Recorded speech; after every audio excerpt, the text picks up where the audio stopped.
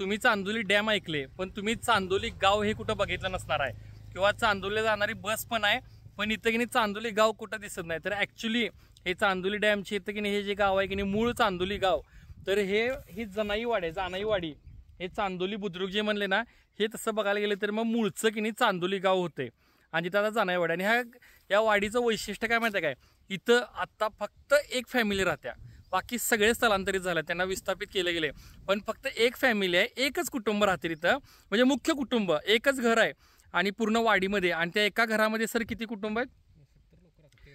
13 कुटुंब आहेत, 70 लोक राहतात. घरातले कर्ते पुरुष सगळे बाहेर आहेत जॉबसाठी, पण मात्र त्यांनी ते घर सोडलेलं नाही, कारण विस्थापनाच्या अडचणी आहेत आणि ते काही प्रॉब्लेम आहे. तो बघूया, ते तुम्हाला दाखवतो, कारण इथं परत येणं होणार नाही, कारण पूर्ण वाडीमध्ये फक्त एक घर आहे. सो हे जानाईवाडीचं जनाई देवीचं मंदिर आहे, एकदम शांत मंदिर बघा. मंदिरच्या आत की नाही तुम्हाला, मला तरी आत की नाही हे दिसले हरणाची शिंग सारखं दिसलंय. बघूया काय विषय. देव बाप्पा आहे, देव बाप्पा. सो हे जनाई देवीचं मंदिर आहे. आणि हे बघा की मी पहिल्यांदा कुठल्याही देवीला असं हे बघितलंय की आपलं काय म्हणतात, शिंग आहेत हरणाची किंवा कशाच तरी. विद्यार्थ्यांना भूक लागली असल्या कारणाने अंगद पंगत आता भडंग खाण्याचा कार्यक्रम होणार आहे, तरी सर्वांनी बसून घ्यावे. वैभव शेंगदाणे त्याचा अर्थ हा नाही, चकना आहे तो. चांदोली डॅम बांधल्यानंतर ज्यावेळी इथल्या गावांचं विस्थापन झालं, त्यावेळी की नाही इथली फक्त लोक विस्थापित झाले नाही, तर त्यासोबत त्यांनी त्यांची सगळी संस्कृती घेऊन गेली, त्यांनी त्यांची मंदिरं पण घेऊन गेलीत, देव्या पण घेऊन गेला. पण आत्ता जी ताम आहे की नाही जानाईवाडी, तर मात्र जानाई देवीचं मंदिर मात्र इथंच ठेवलं. आणि इथली जी लोक शिफ्ट झाली की नाही जवळच्या गावांमध्ये, तिथली लोक मात्र दरवर्षी की नाही यात्रेला इथं येतात. काय अदरवाईज इथं की नाही जी एकच फॅमिली जी आहे ती एकच फॅमिली इथं येऊन दररोज की नाही पूजा आरती करून जातात. काय पालखी काढते म्हणा त्या सगळ्या देवाची. हां, इकडे परत बाहेर थांब. विजय अण्णांनी सांगितले एक्स्ट्रा की पालखीसुद्धा काढतात, कारण की बघा इथं जे गाव होतं 300-400 लोकांचं, लई भारी गोष्ट सांगायला राहिली की ॲक्च्युली चांदोली डॅमचं जी की नाही वॉल आहे, त्या वॉलच्या इथं हे गाव होतं आधी चांदोली बुद्रुक, आणि त्याच्यावरनं नाव पडलं चांदोली डॅमला. आणि तिथली लोक इथं आली, जनाईवाडीला शिफ्ट झाली. आणि इथनं परत जेव्हा त्यांना शिफ्ट व्हायला लागलं, ती ही लोक होती ज्यांनी देवी नेली नाहीत आणि मात्र दरवर्षी इथं. आणखी इथल्या देवींची नावं बघा की जनाई देवी, वाघजाई देवी आणि कुठले अशी नावं इथली, जर नावं वेगळी आहेत. बाय. सो हे आहे जानाईवाडीतलं ते एकमेव घर जे लोक शिफ्ट झालेले नाहीत अजून. मी माझ्या आयुष्यात एवढी मोठी घराच्या दारात तुळस कधी बघायला नाही. काय एवढी मोठी आहे बघी. हल्ली मोठ्या घरात राहायला आपल्याला अडचण होते, आणि ह्या एका घरात ही 9 कुटुंब राहतात, जॉईंट फॅमिली म्हणून. आणखी मोठं आहे काय ही की नाही उलट्या पंखाची कोंबडी मी पहिल्यांदा आयुष्यात बघालोय. पण हे खरोखर हा एका ती की नाही आंघोळ न केल्यामुळे तशी झाल्या, पोहल्ल्या असल्यामुळे झाल्या मला माहीत नाही, कारण मला ज्या व्यक्तीने सांगितलं की नाही ही उलट्या पकाची कोंबडी आहे, माझा त्याच्यावर विश्वास नाही आहे. आणि तो माझा ज्याच्यावर विश्वास नाही ती व्यक्ती ही आहे बघा, हे न सांगितले मला. सर तुम्ही काय सांगत होता की हे जे बांधून दिले कारण की इथं दररोज वाघ येतोय. वाघ येतोय का बिबट्या? बिबट्या वाघच. ओके. आणखी बाकी वन्य प्राण्यांचं इथं कसं? डुक्कर का नाही रात्रीतून 500 येते ते. काय सांगालाय? आता होत्या गाडी बघा, व्हिडिओ बघा, मालकाचा आता फोन नेला, हा ते खाली गेले. त्यात हा व्हिडिओ 500 डुक्कर तर रात्रीतून का नाही तासाने आम्ही हाणतो. आता वर जाऊन जर पाहणी करणार असला तर बघा, मक्का नंतर काही ठेवलेलं नाही, बघूया काहीच ठेवलेलं. कुत्र्या येतून हे बघा नेलं, मी काल पत्रा घातला. कुत्रं नेलं उचलून? कुत्र डॉक्टर आणलं, काही जगला नाही, रक्त जास्त गेलं. म्हणजे वन्य प्राण्यांचं तुम्हाला म्हणजे जास्त त्रास आहे. हो हो जास्त. आणि उठून जायचं 15-20 वर्ष झालं मागे लागली. मागाला जो धनगरवाडा आपण बघितला की नाही, त्यांचा विषय काय, आम्ही तिथंच राहतो, आम्हाला इथल्या तिथं सुविधा द्या. आणि जनाईवाडीमधल्यांचं म्हणणं आहे की आम्ही विस्थापित व्हायला तयार आहे, पण आम्हाला चांगल्या पद्धतीनं विस्थापित करू द्या. म्हणजे इथं ज्या प्रमाणात आमची जमीन आहे त्या प्रमाणात चांगल्या पद्धतीची दुसरीकडे द्या, असं यांचं म्हणणं आहे. काय हा मूळ मुद्दा इथला. हे काय हे दाखवा मला, हे सांगा काय हे काय हे झाडू मारायचा, म्हणजे हा तुमच्या इथला साळूता ना? भारी खराटा तयार करतात, निर्गुडी कंपन्याला वापरतात, औषधी वनस्पती. हे पहिल्यांदा मिळलं असलं. हे ना स्वच्छ होते? नाही आता बोल, आता तर बोलायचं, बोल लवकर. काय नाही हे नीट सांग ना विजा ह्याच्यामुळं याच्यामुळे आहे की नाही हा. औषध पाल्या पाली वा पिशवा वगैरे काय आहे की नाही हा त्या जवळ येत नाही त्याने लोटल्यामुळे. ओके ओके थँक्यू भाऊ. आत्ता इथे ह्या जंगलातनं चालत जाताना की नाही मला नैसर्गिक मध्य दिसले तुम्हाला दाखवतो काय थांबा बघा हे तुम्हाला की नाही ताडी माडी माहीत असेल मी पहिल्यांदा बघालोय मी जरा लई झाडाने बघा हे मस्तपैकी व्हेज खाऊन झालं आमचं आणि आता आम्ही पुढच्या धनगरवाड्यात चाललोय ज्याचं नाव आहे सर काय मंदूरचा धनगरवाडा. मंदूरचा धनगरवाडा आहे. आता तिथं आम्ही सर्वे करणार आहे तुम्हाला तिथं आता नेतो. कसलं मस्त आहे वातावरण बाई. आता हे समोर की नाही तुम्हाला डोंगर पेटलेलं दिसेल काय म्हणजे की नाही हे असं नॉर्मल आहे म्हणजे इथं आणि 2-2 दिवस पेटत राहतात. बापरे सर मग ह्याच्यावर काय उपाय हां ओके काय लागत नाही काय लावले जातात. सो धनगरवाड्यामध्ये सर्वे करताना आम्ही आमची स्वतःची प्रश्नावली तयार केलेली आहे आणि हे मी की नाही डिस्क्रिप्शनमध्ये तुम्हाला ॲज अ वर्ड किंवा PDF फाईल म्हणून मी शेअर करेन. याचे रिझल्टसुद्धा शेअर करेन. जर कोण क्युरियस असेल की काय ह्याचा रिझल्ट होता तर तुम्ही त्यातनं ॲक्सेस करू शकताय. आत्ता जो पुढचा धनगरवाडा आहे तो मंदूरचा धनगरवाडा आहे. ॲक्च्युली मंदूर गाव हे खाली पायथ्याला आहे आणि त्याच्यावरती इथं आला तुम्ही डोंगरावरती की मंदूरचा धनगरवाडा इथं आहे जी लोक इकडे शिफ्ट झाली होती. आणि आता इथं मात्र की नाही मगाच्या धनगरवाड्यापेक्षा वेगळं काय इथं जरा चांगली प्रगती आपल्याला दिसते कारण की हा जो मंदूरचा धनगरवाडा आहे हा बफर झोनमध्ये येतो आहे म्हणजे की नाही आपल्या चांदोली डॅमच्या की नाही जो कोर एरिया आहे त्याच्या थोडा की नाही बाहेरचा भाग आहे त्यामुळे इथं बऱ्यापैकी प्रगती झालेली दिसते. आता इथं रस्ता करायला आहेत इवन गटरसुद्धा की नाही एवढ्या साईजचे काढलं याचा अर्थ इथे चांगली डेव्हलपमेंट व्हायला. ए भावा कसा आहेस काय नाव तुझं काय नाव तुझं भगवान भाई काय म्हणतोस ही शाळा तुमची जिल्हा परिषद भारीच की रे.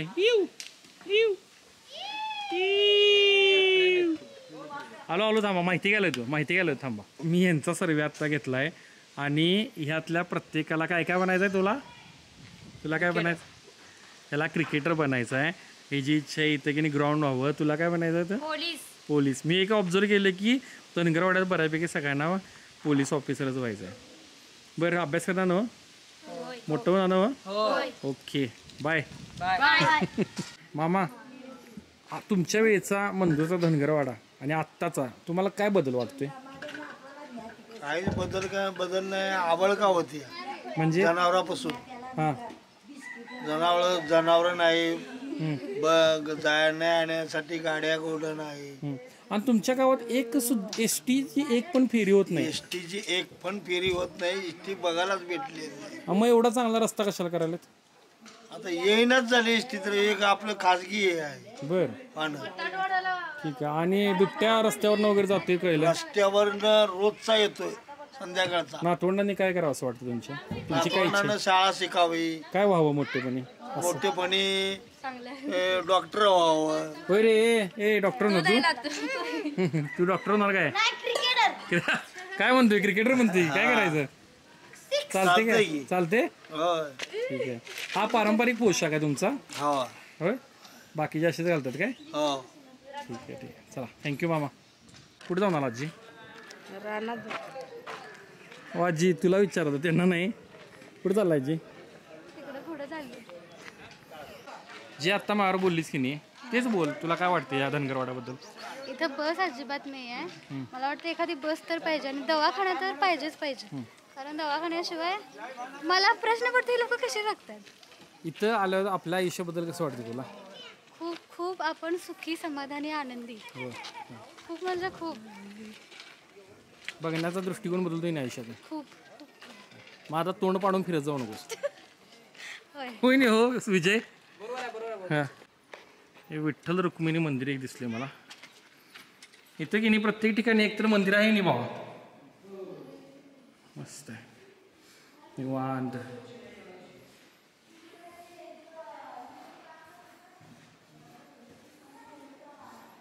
देवा या लोकांकडे प्लीज लक्ष ठेव बाबा प्लीज.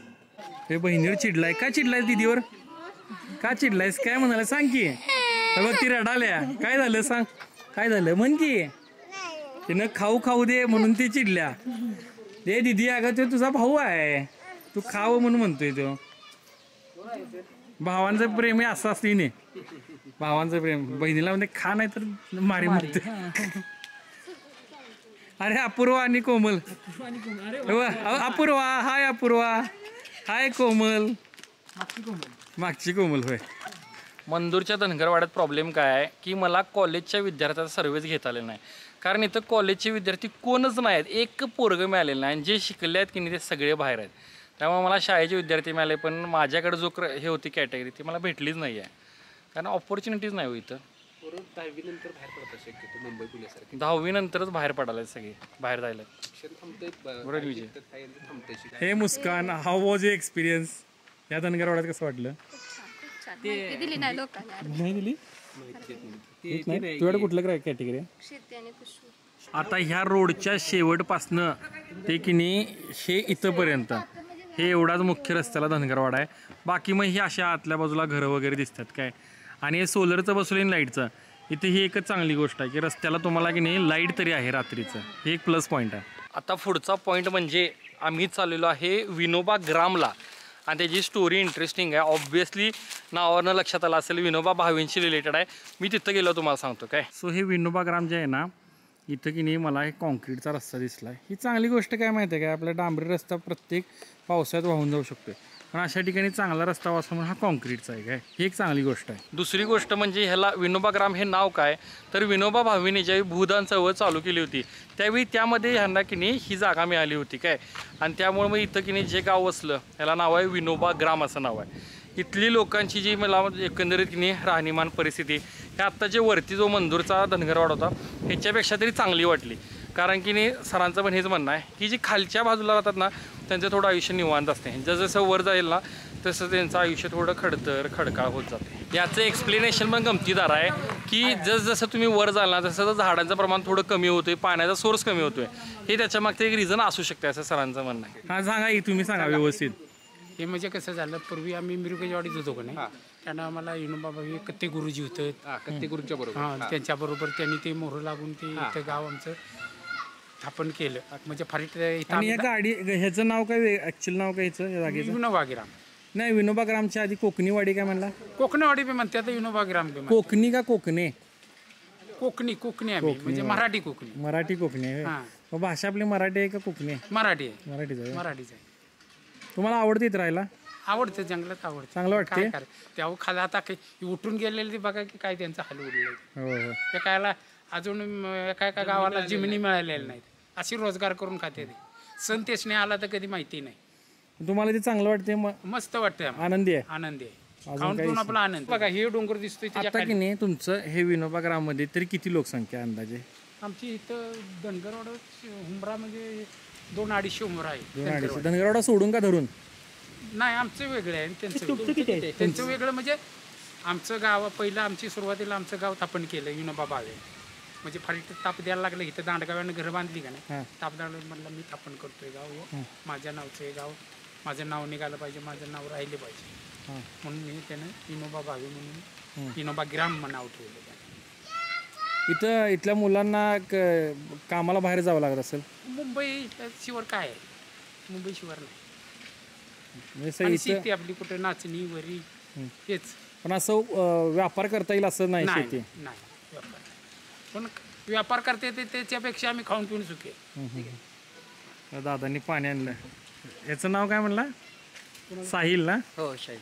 हाय साहिल.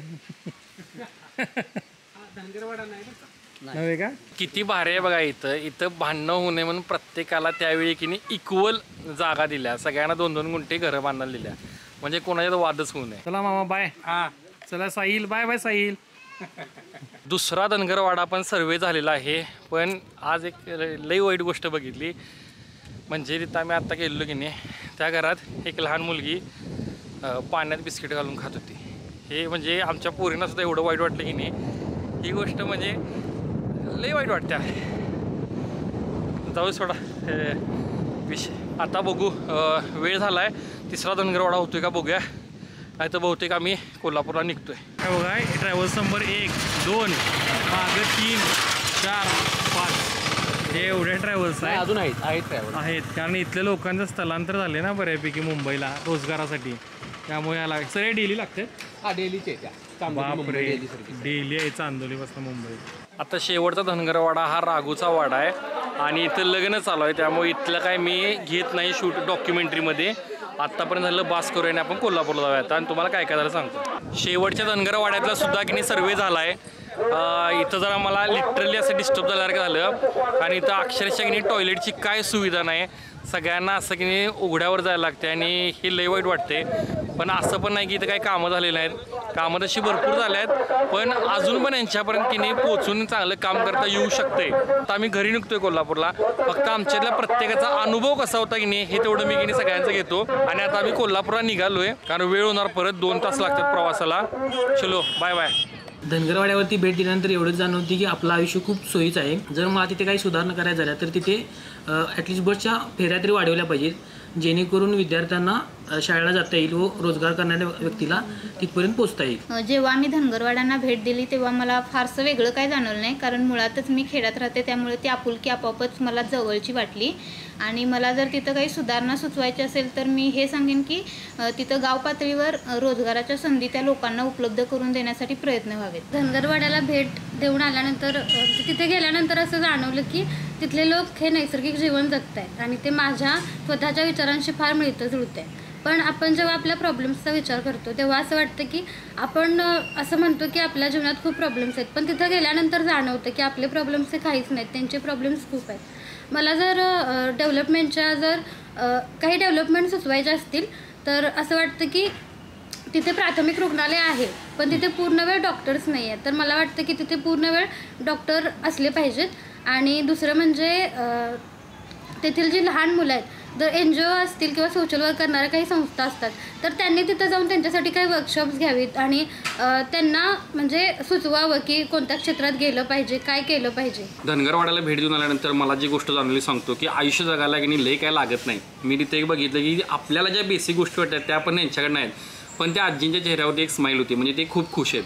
म्हणजे तुम्हाला जगायचं असेल ना, आनंदी राहायचं असेल ना, तुम्हाला अति गोष्टी असण्याची गरज नाही आहे. आणि तिथं जर डेव्हलपमेंट काय करायचं झाली तर मला वाटतं की त्या लोकांपर्यंत ना न्यूजपेपर एक पोहोचू दे. का होईल, त्यामुळं त्यांना बाहेरच्या जगाबद्दलची माहिती मिळेल आणि करिअरबद्दल पण त्यांना गोष्टी कळतील. नाहीतर मग त्याच की नाही जुन्या गोष्टींकडे त्यांनी पुन्हा पुन्हा वळतील आणि प्रगती होणार नाही. दुसरी गोष्ट तिथं की नाही मोबाईलचे टॉवर उभे केले पाहिजे, ॲटलिस्ट त्यांना एवढी रेंज होते ना की कम्युनिकेशन होते. ह्या 2 गोष्टी मला सजेस्ट करायला वाटतं. धनगरवाड्याला भेटून खूप चांगलं वाटलं. मला तिथे असं जाणवलं की इथल्या तरुणांना रोजगार संधी उपलब्ध करून दिल्या पाहिजे. खास करून जे चांदोली अभयारण्य आहे ते डेव्हलप केलं पाहिजे, तिथं इको टुरिझमसारख्या फॅसिलिटी आणल्या पाहिजेत आणि त्यामुळे तिथं त्यांनी तरुणांना रोजगार मिळू शकतो आहे. अजून एक मला वाटतं की तिथं शेतीमध्ये खूप चांगले प्रकल्प उभे केले जाऊ शकते, जसे की जांभूळ फळ, आंबा यासारखे वेगवेगळे फळ. कारण तिथं फक्त एकाच प्रकारची पिकं घेतली जातात, भात सोडून कधी व्यतिरिक्त कोणतंही पीक घेतलं जात नाही.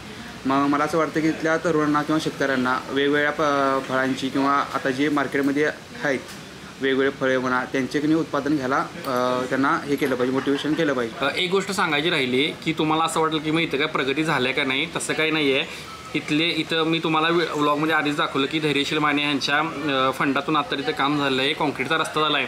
शिवाय आत्ताची तिथं आमदार आहे की नाही सत्यजित बाबा देशमुख, यांच्याकडनं लोकांना खूप अपेक्षा आहे. त्यांची तिथं वारंवार भेट असते असं आम्हाला इथं गेलं कळलं आणि ते काहीतरी नक्की करतील अशी त्यांना आशा आहे. का माहिती आहे काय, कारण त्यांच्या मागं लेगसी आहे. त्यांचे वडील शिवाजीराव देशमुख सगळ्यांना आपल्याला माहिती आहेत. त्यांनी डोंगरी विभागाची निर्मिती केली, ज्यामुळे की नाही या ठिकाणी खूप साऱ्या गोष्टी सरकारला देता आल्या आणि अशाच प्रकारचं काम सत्यजित बाबा देशमुखांकडनं व्हावं अशी लोकांची अपेक्षा आहे. धनगरवाड्यातील एकंदरीत सर्व सोयीसुविधा आणि परिस्थिती पाहता माझ्या मते धनगरवाड्यातून एखादं राजकीय नेतृत्व हे वरिष्ठ पातळीवर उदयास येणं आजची खरंच गरज आहे. कारण की आपल्याला जर तिथल्या सोयीसुविधा आणि त्यांचं इन्फ्रास्ट्रक्चर जर सुधारायचं असेल तर आपल्याला संविधानिकरित्या सुधारायचं असेल तर एखाद्या वरिष्ठ पातळीवर राजकीय गोष्टीमध्ये सहभाग घेऊन ती निधीची आवश्यकता असेल किंवा राजकीय आत्मकांक्षा असेल ती उदयास येणं गरजेचं आहे. त्यामुळं तिथून एक राजकीय नेतृत्व उदयास यावं अशी माझी अपेक्षा आहे. पॉलिटिकल सायन्सचा विद्यार्थी म्हणून माझी अपेक्षा आहे. सो हा होता आमचा धनगरवाड्याचा अनुभव. आय होप तुम्हाला व्हिडिओ आवडला असेल.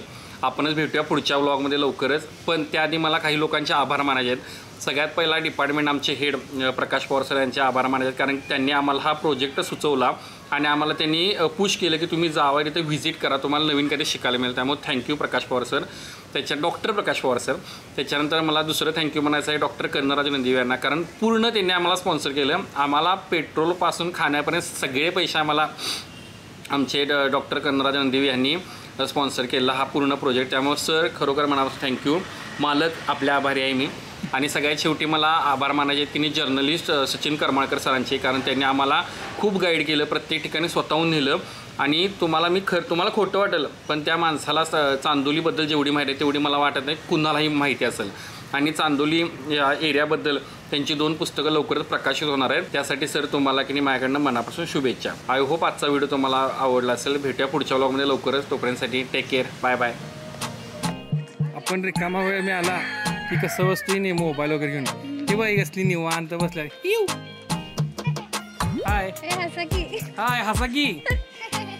तुम्ही काय करायलाय? टाइमपास कशाने खेळत आहे? नुसतं निवांत. कसलं भारी. Bye bye. बाय करा की सगळ्यांनी बाय करा. ए अरे पेप्सी बाय.